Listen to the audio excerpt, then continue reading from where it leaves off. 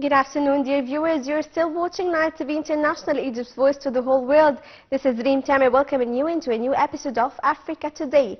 And today we're starting with the latest updates that's taking place in the African region that we all belong to. And we start with the Sierra Leone, Cairo and Freetown reiterated the need to rectify Africa's global standing and reaffirm the continent's right to a permanent seat on the UN Security Council. This came during a meeting between the leaders of the two countries in Cairo. More in the following report. Cairo and Freetown reiterated on Thursday the need to rectify Africa's global standing and reaffirm the continent's right to a permanent seat on the UN Security Council. During their meeting in Cairo, Sisi and his Sierra Leonean counterpart discussed Sierra Leone's pivotal role as chair of the African Union's Committee of 10, C10, which advocates for expanding and reforming the UNSC to ensure fair representation for Africa. Sisi asserted during a joint press conference after the meeting that, quote, "We underscored our adherence to the common African position grounded in the Izulwini Consensus and the Sierra Declaration. We emphasized the importance of rectifying Africa's current position, highlighting the necessity of securing its rightful permanent membership in the UN Security Council," end quote. 8 decades since the United Nations was founded in October 1945, Africa remains without a permanent seat on the UNSC, the highest decision-making body in the international system. The Committee of 10, C10, includes Senegal, Sierra Leone, Chad, Egypt, Tunisia, Malawi, Namibia, Kenya, and Mauritius. The UN Security Council consists of 15 members, including 5 permanent members with veto powers: China, France, Russia, the UK, and the United States, and 10 non-permanent members elected by the General Assembly for 2-year terms. During their discussions, Sisi reaffirmed Cairo's unwavering commitment to supporting stability and security in West Africa and the Sahel region. He emphasized the importance of adopting a comprehensive approach to counter-terrorism that extends beyond military measures to address the underlying economic and social factors that fuel extremism.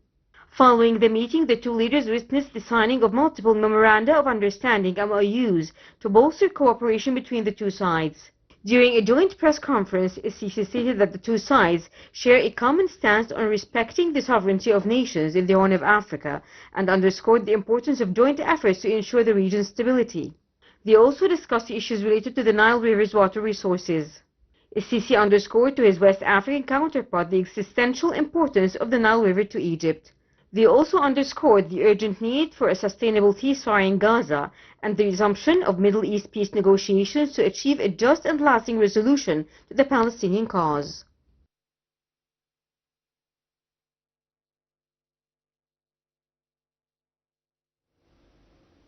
To know more details about this, I'm delighted to interview over the phone Mr. Abdel, the journalist. Mr. Amr, first of all, good afternoon. Good afternoon to you. Hello to you and the dear viewers. Thank you so much. And first of all, talking about the Cairo's approach to cement ties with West African countries, how do you comment on this and how do you weigh the importance of this move? I believe that our relations with West Coast African countries is a part of our own strategy to strengthen our pillars of relations with the countries that carry the same roots that we carry in this continent, with our own soft powers, with our own diplomacy, with our own mutual interests and our own roots in the same continent. Together, Egypt and Sierra Leone and other countries in Africa, we can build our own economical project, strategic policies, and unite the situations towards the challenge that the whole continent is up against right now. Yes. As we are witnessing in the whole world, the gathering of the countries together, that's the only way that can that the nations can achieve their goals, their reach out for their own projects to be established for maintenance, and of course for all times economical basis, and of course the strengthen of our relations with countries like Sierra Leone gives more way of our own influence in the continent, as we are the leading role and the leading country in this continent historically and geographically and historically, and of course at the time being.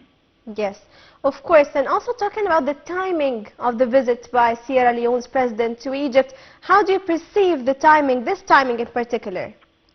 Well, this time comes in a very critical time, that the whole continent is up against high challenges, and those challenges can never be faced individually. We can only face such challenges with uniting our own relations, deepen up our relations altogether, for the very best interest for our own nations, our own best interest as a national security and international security and intercontinental security, for the benefit of our own nations. That's the only way, without the need to react to other influences from the east or from the west, outer of the continent. Egypt is the leading and the true base of influence and the solid decision, and we can never forget that Egypt has taken the lead and took the hands of the African countries into the great summits internationally, like the G7 and the G20, as well as Egypt was there, Africa was there too. Of course, of course. And also, just to raise awareness more about the common challenges between Cairo and Freetown, what common challenges that face Cairo and Freetown, what are the chances of benefiting from facing these challenges? I believe that Egypt is the only country that can help the African countries towards a very delicate and a very important and significant target here, which is building our own economical project, building our own political and economical project based on our own identity, and face the Greeks, the colonial Greece from abroad.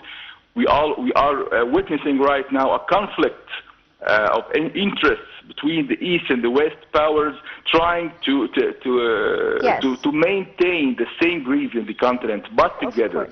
As African nations, we can seek our own best interest for the very best, and the benefits only for our own nations. Of course, strengthening ties with all the African nations is very important, and also having a unified stance regarding all the tensions rising in the region is very important as well. Thank you so much, Mr. Rahman, the journalist for all. And moving to the next report, as the Foreign Minister Abdel held a phone call with the Minister of Foreign Affairs of the Democratic Republic of the Congo. Bilateral ties and regional developments topped the agenda of the talks. More details in the following report. With Teresa Kaikwamba Wagner, Minister of Foreign Affairs of the Democratic Republic of the Congo, DRC. The call was part of the ongoing efforts to strengthen the distinguished relations between the two sides. The two sides reaffirmed their shared commitment to enhancing bilateral cooperation in various fields. They discussed the overall state of relations between the countries and explored ways to deepen collaboration at all levels. They both agreed to activate joint cooperation mechanisms to better serve the mutual interests of both nations. The conversation also touched on regional developments, particularly the ongoing crisis in eastern Congo. Abdel reiterated full support for peaceful initiatives aimed at achieving stability and securing a comprehensive and lasting resolution to the conflict. In this context, the two sides reviewed the outcomes of the Doha meeting, including the agreed-upon implementation steps, as well as the joint ministerial meeting between the Southern African Development Community (SADC) and the East African Community (EAC), held on March 17 in Harare. The meeting resulted in an agreement on steps to implement a ceasefire and cessation of hostilities, as well as the creation of a General Secretariat to oversee the implementation of these decisions. Moving to Sierra Leone is a country in West Africa. It's a country in West Africa on the Atlantic Ocean. It is known for the white sand beaches lining the Freetown Peninsula. The capital city, Freetown, commemorates the nation's slave trade history with the Cotton Tree Landmark and King's Yard Gate. Both were known as places of refuge for returned slaves in the 18th and 19th centuries. More details in the following report. Sierra Leone, officially the Republic of Sierra Leone, is a country on the southwest coast of West Africa. It is bordered to the southeast by Liberia and by Guinea to the north. It has a tropical climate and environments ranging from savannas to rainforests. As of the 2023 census, Sierra Leone has a population of 8,908,040. Freetown is both its capital and its largest city. The country is divided into 5 administrative regions, which are further subdivided into 16 districts. It is a presidential republic with a unicameral parliament and a directly elected president. Muslims constitute 3/4 of the population, while the rest is Christian. The current territorial configuration was established in 2 phases. In 1808, the coastal Sierra Leone colony was founded as a place to resettle returning Africans after the abolition of the slave trade. Then in 1896, the Inland Protectorate was created as a result of the Berlin Conference of 1884 to 1885.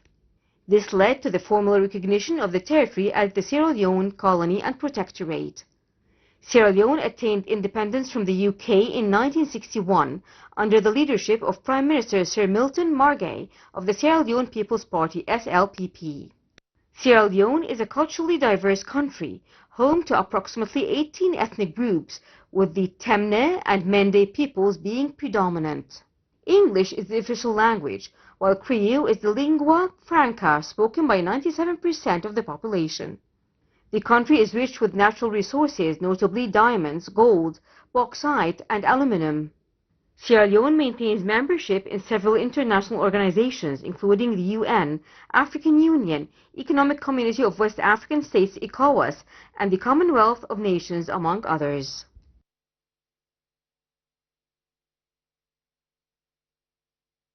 Dear viewers, this brings us to the end of this episode of Africa Today. That was Dream Tamer. Stay tuned for more updates on Nile TV International. Thank you for watching.